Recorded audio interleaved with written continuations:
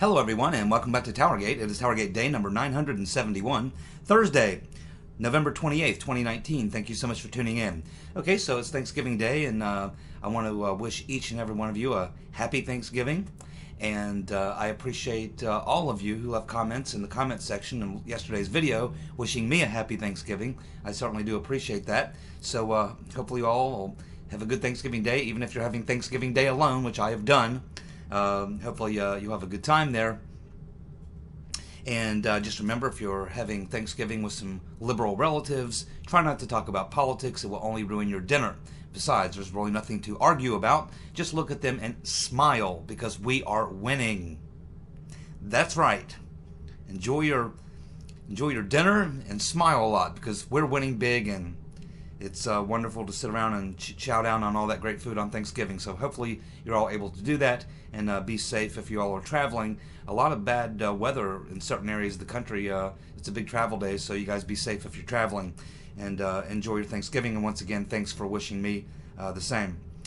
Okay, so I'm going to try to get through just a few headline things today. There's not a whole lot going on. There are a couple important things I'm going to touch on from today's news headlines. I want to get right to the Lee Smith book, the next chapter. Some very, very good information in the next chapter, so I want to get right to that. Of course, The Plot Against the President by Lee Smith. And we still have 3 items from the previous chapter that I wasn't able to get to on my last video, so I want to hit those 3 items and then move on to the next chapter, which I think you're going to really enjoy what is discussed in this particular chapter. So first, let's get these headlines out of the way. So, of course, it was reported yesterday that Michael Flynn, his sentencing has been delayed until after the IG report is released. So what was going on, as far as you know, as much as we know, his attorney has been fighting with the DOJ to get a hold of a lot of documents and information that she believes is important to his case. And Judge Sullivan has been ruling on these issues back and forth. There was a recent request for information, and it's kind of was bogged down. The DOJ was fighting it, and so it looks like what happened was Michael Flynn's defense, along with the DOJ, agreed that the best thing to do on the most recent request for documents is to wait till after the IG report is out, because the DOJ is saying, hey, a lot of the stuff that you want, it's difficult for us to get it to you because of the classified nature of it, but you know what? Some of the stuff that you're asking for, in fact, a lot of it you're asking for, may be actually in the IG report. And once it's released, we have no problem getting that to you. It'll be right there. You can read it for yourself. And so it might be best just to wait. It'll be quicker if we just wait for the IG report to come out, and then a lot of this information you want will likely be in the IG report. And so both parties agreed to that, and they wrote a letter, went to the judge, had a hearing, and the judge has agreed that, yeah, that's okay, we'll do that, because it's only 2 weeks and the IG report will be out. So it looks like that's what happened. Some of this information that Flynn's defense wants is likely going to be in the IG report, and I guess they'll get what they can from that, and anything that's not in the report that they want, they'll still continue to push for that. So it looks like that was a mutual decision with the defense and the DOJ. They wrote the letter together, they went to court, and Sullivan agreed to grant that motion. So that's what's going on there in the Flynn case. We also have Carter Page, who sent a letter to the Senate telling them that, well, in fact, demanding, actually, that he be allowed to testify to the Senate to defend himself at the Inspector General hearing. And he says he will take legal action if this is not granted to him. So I think that that's very interesting. And, I guess depending on how you look at it, it's just the way that he phrased that he wants to be able to defend himself. I don't know why Carter Page needs to defend himself against whatever may be in the IG report. And he says that unlike a lot of people who were targets in the IG report who were brought in and were given the opportunity to look at what's in the report about them, he was never given that opportunity. So I would assume that that means he's certainly not a target in the IG report, and he shouldn't be, as far as we know. Carter Page was a victim, not a target. So it's a little curious, though, as why he feels that he is going to be needing to defend himself. I don't know what he needs to defend himself from, but it's just, kind of curious. But I mean, I would love to see Carter Page. Now, I doubt that they would have him sitting there next to Horowitz when Horowitz comes to testify. I would think that at some point during some hearings, not the IG hearings with Horowitz, but maybe some other hearings that there may be going on with Lindsey Graham in the Senate or someone else in the Senate, I could certainly see that Carter Page is certainly the person you'd want to call in to testify, who's a key target figure in Spygate conspiracy. I would certainly think you'd want to hear from Carter Page and be able to question him. There's a lot of questions I would like to ask Carter Page. So, yeah, I mean, I understand where he's coming from there. However, I doubt if they're going to have him there with Horowitz. I think people are going to be primarily focused on Horowitz and his report. That's what the hearing is about.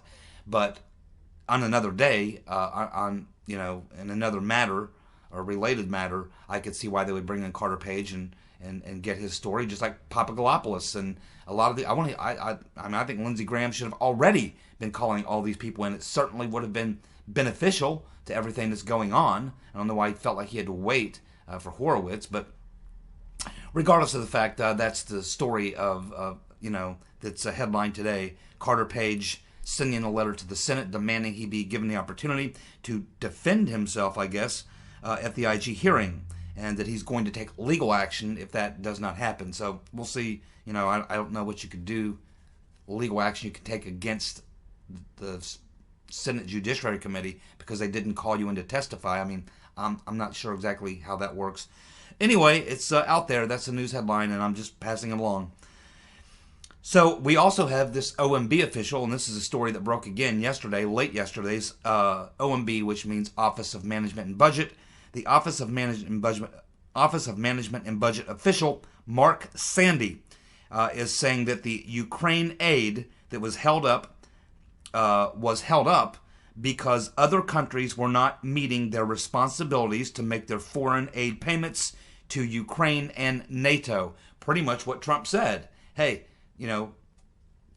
two things. Ukraine's really corrupt, and I want to make sure before I give money to these corrupt people that the new president is actually serious about cleaning up the corruption. I want to know that that's going to happen before I start sending all this money to this corrupt country. And also, he was also trying to make a point, and he's done this multiple times. He's been complaining about this since he became president, that NATO countries are not paying their fair share, what they agreed to, what they're obligated to pay to help in support of a lot of these other countries in Eastern Europe, specifically in Eastern Europe.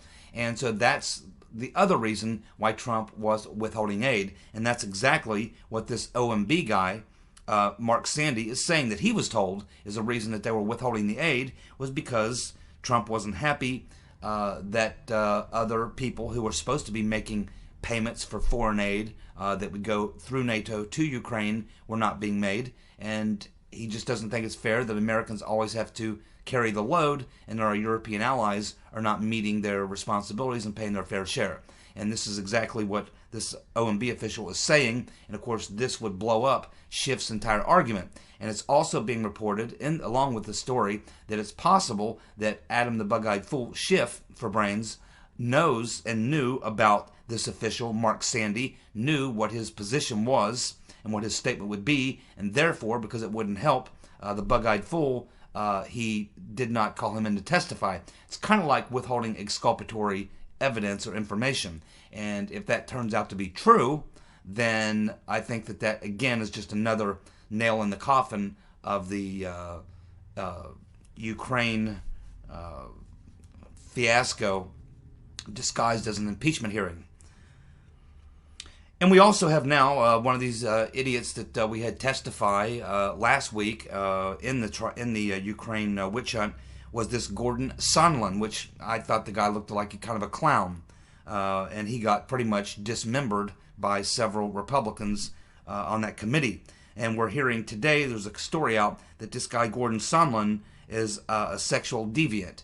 He's being at least accused of being a sexual deviant by 3 different women who all say that he engaged in some sort of sexual misconduct. And of course, these are just allegations at this point. Sondland has denied these allegations, but these are 3 separate women who do not know each other, who all have a similar, very, very similar account of their experience with Sondland.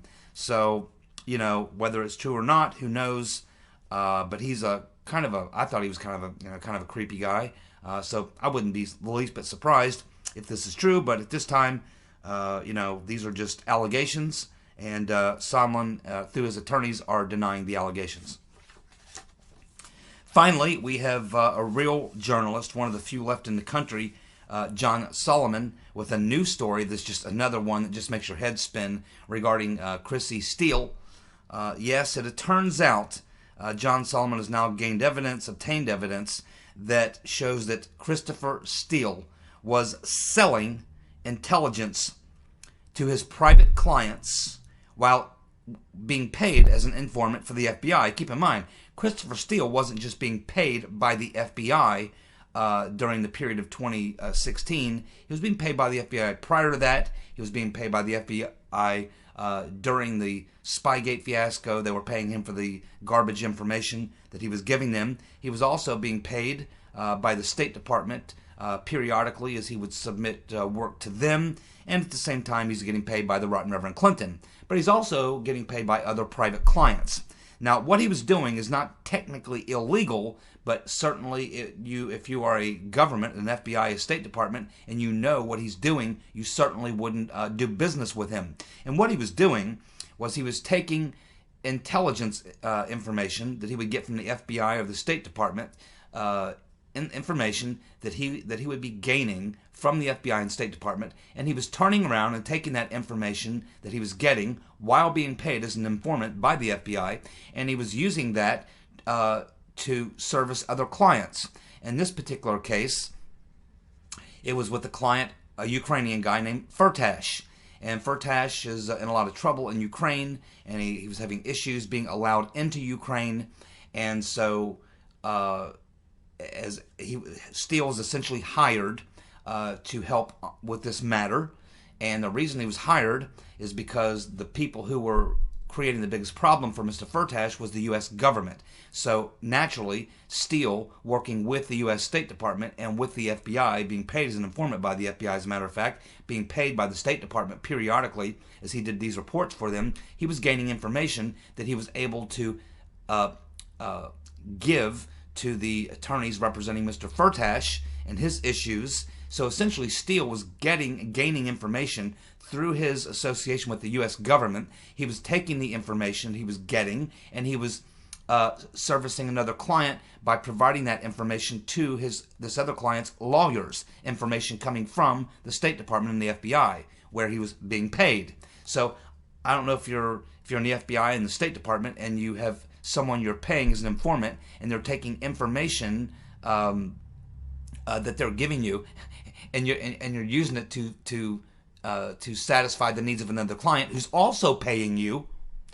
It looks like that's like quadruple dipping, and if it was through private clients, it's probably, again, even this is not considered illegal, but it shows that the U.S. government is not very good or very concerned with controlling the flow of information that comes from them to their informants or people working as contractors for them. And we've seen this over and over and over again throughout the years.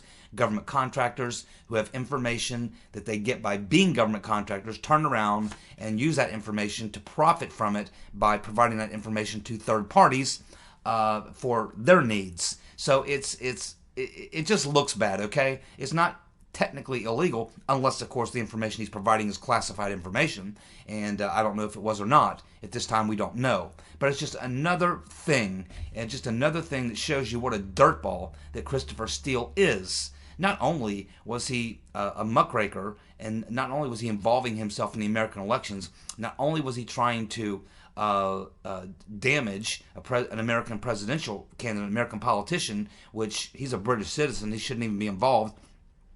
Not only is he doing that, and it's despicable enough that the FBI and the State Department engage with this guy, but it's even worse when you find out that and I don't mind his ambition. I mean, if you own a company, you're obviously ambitious to drum up business, but it seems like he's a money grubber. It seems like this guy has no ethics whatsoever. It's purely about money. And now, in the case of Trump, I think it was about two things: money, and he hated Trump. But this deal here is purely about money. And it just shows that the FBI, the CIA, whoever, they deal with a lot of very shady, unethical characters. And the more you learn about Christopher Steele, you realize what a scumbag this guy is, and what in the world was the government ever doing, paying this guy, being involved with this guy in any way. All you need to do is look at this guy and investigate him a little bit. And this is not a guy who, if I were in the FBI making the decision, I would look at Christopher Steele and say, no, we really don't want to use this guy. He's got a lot of ethical problems. So, no, we really don't want this guy, in our files. We don't want to be using this guy as an informant. He's not really the type of source or informant that we want to work with. And I think that would have been the austere thing to do. But, of course, that's not what happens in our, unfortunately, our corrupt deep state. Because they're as corrupt as he is. And just as unethical, if not more. Which makes sense. Birds of a feather flock together. Now, let's get on to Lee Smith. This is the last 3 or 4 items from the previous chapter that I wasn't able to get to. So, here we go. We learned in the previous chapter that when Mr. Potato Head, John Brennan, briefed the Democrats and the Gang of Eight on the dossier on August 25th, he briefed everyone on the Gang of Eight individually. One of those members is Devin Nunes. So it appears that when he gave his briefing to Devin Nunes, he did not mention the dossier at all. Yet when he was briefing the Democrat members of Congress and the anti-Trump members of Congress on that Gang of Eight committee, he had no problem telling them about Trump, Russia, the dossier, and all this stuff. But that he kept Nunes in the dark. Just as we had suspected for a very, very long time, Devin Nunes now basically saying, yes, I know that they got briefed on the dossier, the Trump, Russia. The briefing I got was not the same briefing that he gave everyone else. And that's a problem. And it's likely Mr. Durham has already discovered that as well. Now, 2 days later, after that briefing that Devin Nunes got, where he was kept out of the loop, Harry Reid, who got the other briefing from Mr. Potato Head, that's when Harry Reid sends Comey that first letter telling him that he wants the FBI to investigate the Trump, Russia, and Carter Page situation, which he learned of from the briefing by Brennan. That's the only way he would have learned about it. So probably why Nunes knows, hey, I get a briefing. I'm on that Gang of Eight. Harry Reid's on the Gang of Eight. Obviously, he got a different briefing than I did, because Harry Reid, 2 days later, is writing a letter to Comey saying, hey, you need to investigate Trump, Russia, and Carter Page, while Nunes had been kept completely out of the loop, was never told anything about it. So just more damning evidence against the deep state. We also know that Brennan laundered the Trump-Russia story through the Democrats in Congress. And the point that Lee Smith makes, and he goes into more detail to explain it, but basically, this is how he says that Brennan was able to sort of merge the intelligence agency's work against Trump with the Clinton campaign. So what Lee Smith is saying is that Brennan laundered the Trump-Russia story through Democrats in Congress, which became the merger between the Clinton campaign and Obama's intelligence chiefs. So what he's saying here is that, and it's something I talk about a lot on TowerGate, as I've always said, we need to find the link that connects, intelligence to, or FBI or intelligence to the Clinton campaign, because it sure looks like they were working in concert. So what Lee Smith is saying here, this is just one of several ways that they did that. Brennan probably didn't want to be so obvious as to go directly to the Clinton campaign. That would look pretty bad. So he instead went to Democrats in Congress with his garbage, knowing good and well that they would feed that to the Clinton campaign. But I think there's probably more going on there than even that. We just haven't discovered it yet. And of course, he points out something I think we've already covered in TowerGate, but I'll just mention it again for good measure, that the stories that Confusion GPS were feeding the media were the exact same as the reports that Steele was pipelining into the FBI and the State Department. Yes, it was one and the same. The Clinton campaign, Confusion GPS, and all their allies are feeding the media, along with her lawyer, Weiner, what's his name? Cody Shearer. They are feeding information, pipelining it into the media, directly into the media, using Michael Isikoff, who in fact we're pretty sure was being paid by the Clinton campaign, feeding it through the media. It was the exact same information that was being fed and pipelined into the FBI and the State Department via Christopher Steele. And what's important about that is that the FBI or the CIA, whoever was looking into things, certainly would have figured that out in about 5 minutes, and should have. And therefore, they cannot claim that they're ignorant of these things going on. And that's important. It will become important when Durham gets to that point, when that issue comes into play, and it will, if he decides to prosecute some of these people. That's going to be something they're not going to be able to deny. They're not going to be able to say, hey, we didn't know that this stuff was, being pumped into the media or whatever. It was a media campaign, and the FBI was part of it. We know that because we've got the text from McCabe, Strzok, and Page, where they talk about the media campaign, the media strategy, the media leak strategy. So just more damning evidence. Now, I just want to go through and point out a few key things from Chapter 9, which I'm now on. Chapter 9, or no, actually it's Chapter 8. Sorry. Chapter 8, so I just finished Chapter 9, so I'm getting ready to go. Yeah, Chapter 8, I'm sorry. Chapter 8, Obama's dossier. Okay, so I don't have a lot of time to dig too deep into everything, to explain things here. I'm literally just going to read some passages with a brief explanation for you. I don't like to do a lot of reading on my TowerGate videos, but under the circumstances, I think it's warranted. So it's actually just clearer, to be honest with you. And just some things I think are critical information for those of you who do not have the book, and I think you would really want to know this. So this chapter, Chapter 8, is entitled Obama's Dossier. And so basically what he's talking about, just to cut to the chase, Obama's dossier is the ICA, the Intelligence Community Assessment, or the IC, or later became the EC. So for those of you, I'm sure you know if you've watched my videos for very long, or if you just keep up with what's going on in the story, you know that both Clapper and Brennan have gone on left-wing media outlets and said, hey, we have to thank Obama for all this because he's the one that ordered us to do the investigation. And so it was Obama who ordered Brennan to do the ICA. Obama said, hey, why don't you do an Intelligence Committee assessment, and once you've done that, we will use that to proceed farther. Obama knew good and well what was going to be in the ICA because Brennan had been briefing him on it since August. So it was, again, just a slippery way for Obama to justify, because obviously Obama's smart enough to know, hey, I don't want to get caught doing this crooked stuff I'm doing, and neither do you, Mr. Potato Head. We need to come up with a predicate, something that will justify it in case the issue comes back to bite us in the ass. And so once you put together this ICA, Intelligence Committee Assessment, and we'll use that as the vehicle to ride this thing into the sunset and to destroy Trump. So this is what we're talking about with Obama's dossier. It's the ICA. So let me go ahead and read for you now. After Donald Trump was elected 45th President of the United States, the operation designed to undermine his campaign transformed. It became an instrument to bring down the commander-in-chief.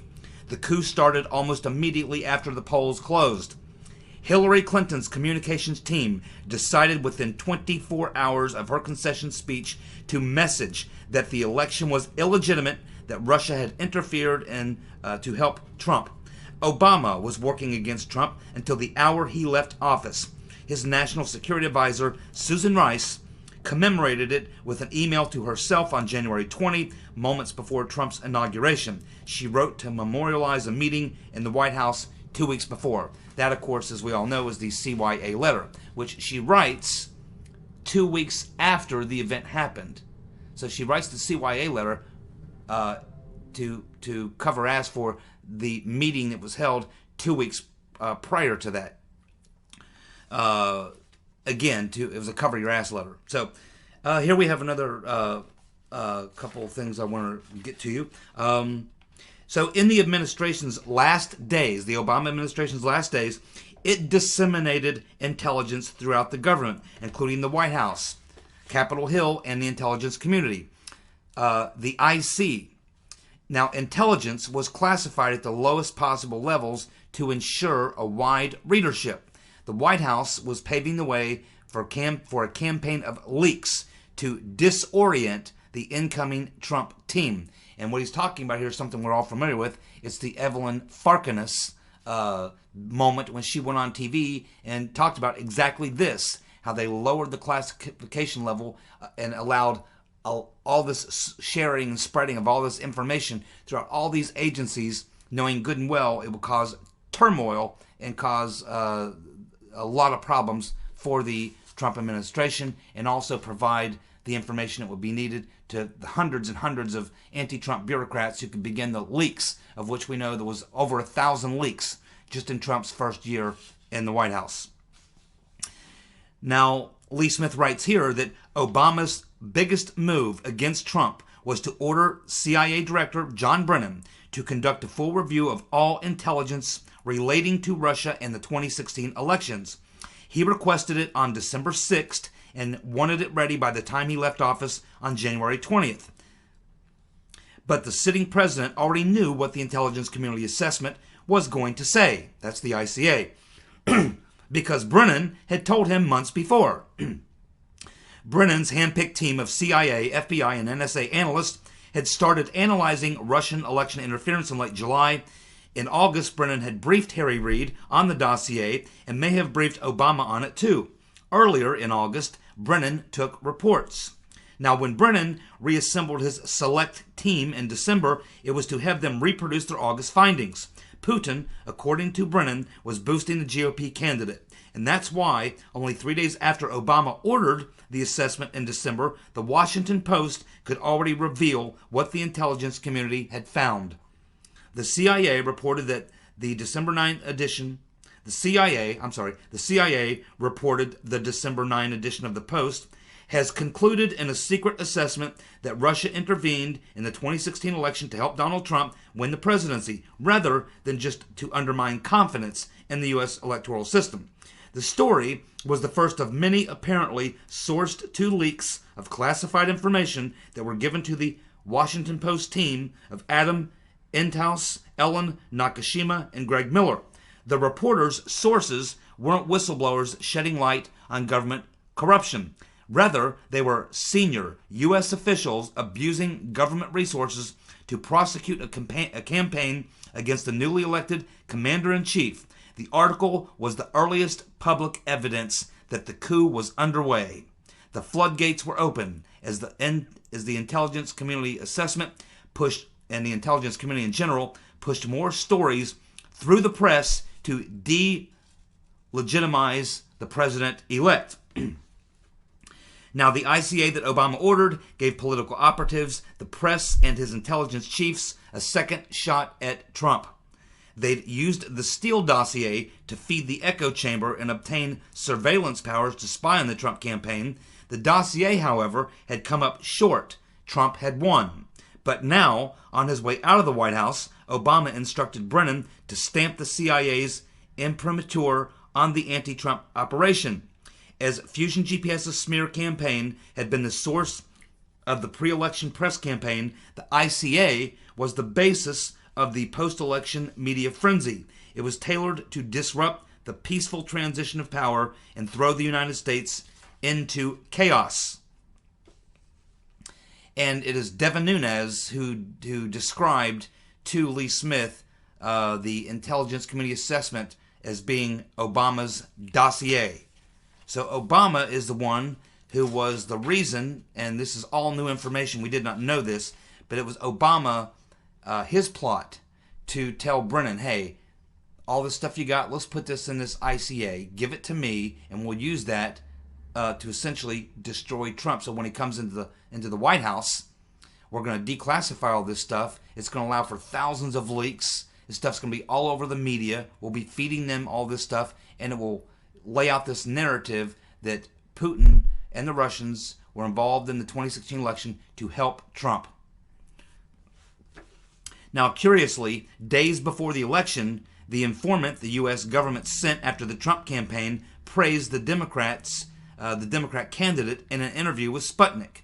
They're talking about Stefan Halper did an interview with Sputnik just days before the election. And Halper told Sputnik, which, by the way, Sputnik is a Russian newspaper, a very pro-Russian newspaper. It's a Russian newspaper, so obviously it's pro-Russian. Halper told Sputnik just days before the election that Clinton would be best for U.S.-UK relations and for relations with the European Union. Halper told the Kremlin-directed media outlet that Clinton is well-known, deeply experienced, and predictable. The U.S.-UK relations will remain steady regardless of the winner, although Clinton will be less disruptive over time. So here we have the fat man, Stefan Halper, showing up again.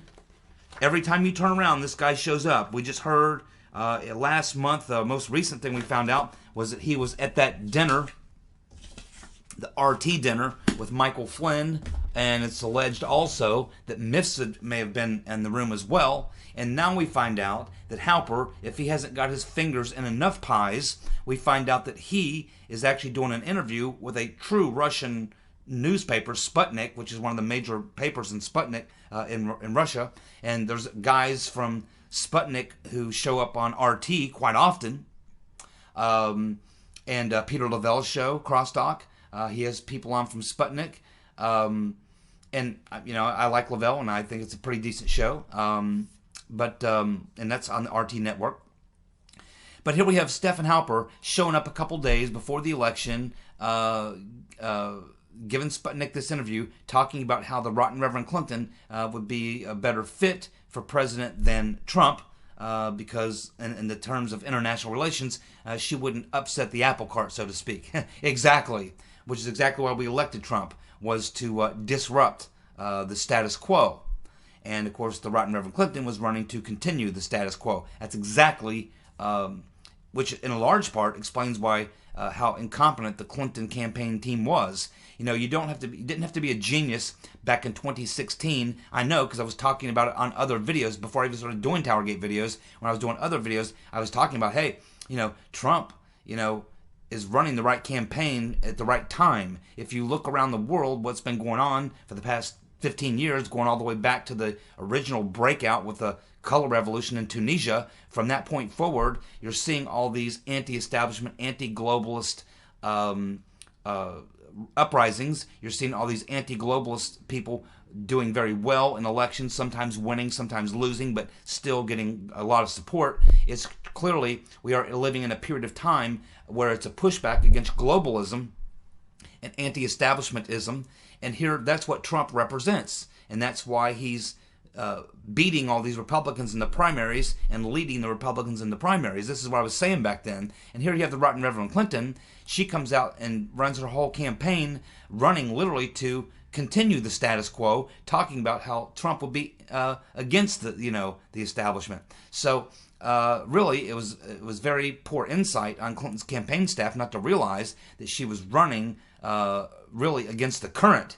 She was an establishment candidate running against an anti-establishment candidate at a time when all over the world we're seeing anti-establishment candidates winning and establishment candidates being defeated. So again, that kind of plays into that other story, the other narrative. But anyway, there you go. That's the new information. Very important. Thanks so much for tuning in. Again, happy Thanksgiving. You all be safe, and I'll see you on Saturday. Thanks so much. Bye.